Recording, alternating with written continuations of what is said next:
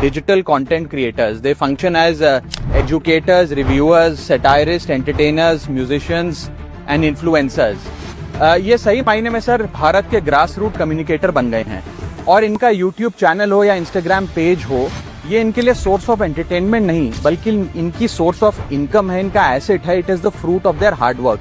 But एक चीज से ये सब परेशान हैं और उस मुद्दे को आज मैं सदन में उठाना चाहूंगा. That is the issue of fair use and arbitrary copyright strikes by digital platforms. Sir होता क्या है कि अगर एक कंटेंट क्रिएटर कुछ सेकंड, चंद सेकंड, 2-3 सेकंड के लिए कॉपीराइटेड कंटेंट को रीपर्पस करके कमेंट्री, क्रिटिसिज्म, पैरोडी, एजुकेशनल या न्यूज रिपोर्टिंग पर्पसेस के लिए यूज करता है, चाहे वो क्रेडिट देता हो, उसको इंसिडेंटली यूज करता हो, कॉपीराइट स्ट्राइक मारकर जो उसकी यूट्यूब चैनल है, प्रॉपर्टी है या इंस्टाग्राम पेज है, उसे वाइप आउट कर दिया जाता है और उसकी सालों की मेहनत चंद मिनटों में समाप्त हो जाती है. Sir livelihoods must be decided by law and not by arbitrary algorithms. Sir this by no means that one is against copyright holders. उनके हार्डवर्क और ओरिजिनलिटी को रिस्पेक्ट करने की जरूरत है, लेकिन ये समझने की जरूरत है that fair use is not piracy. Sir, because innovation cannot grow in fear and creativity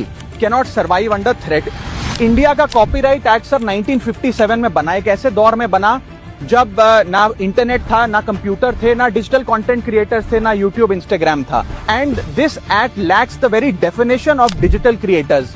ये फेयर डीलिंग की बात करता है, लेकिन फेयर डीलिंग की बात किताबों, मैगजीन और जर्नल के कॉन्टेक्स्ट में करता है जो उस दौर की इंफॉर्मेशन डिसेमिनेशन के सोर्सेज थे, ना कि आज के दौर की. इसीलिए मैं 3 मांगे आज सदन में लेकर आया हूं. मेरी पहली मांग है, amend the copyright act of 1957 and define digital fair use. परिभाषित करिए कि ट्रांसफॉर्मेटिव यूज क्या है, जैसे कि commentary, satire, critic, explanation. Define करिए कि इंसिडेंटल यूज क्या होता है, कि अगर बैकग्राउंड में ऑडियो विजुअल चंद सेकंड्स के लिए चले तो वो इंसिडेंटल यूज है या पूरे कंटेंट को वो वाइप आउट करें. Proportionate use, educational use, public interest use and non commercial use की परिभाषा देने की आज आवश्यकता है.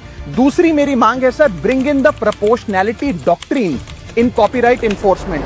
कि बैकग्राउंड में मान लीजिए कुछ सेकंड के लिए कोई वीडियो और साउंड चला, उसका ये मतलब नहीं होना चाहिए कि कंटेंट क्रिएटर की सालों की मेहनत कुछ चंद सेकंड्स में समाप्त हो जाए. My third demand sir is that mandatory due process before take down. आप देख रहे हैं डिजिटल भारत, एक खोज.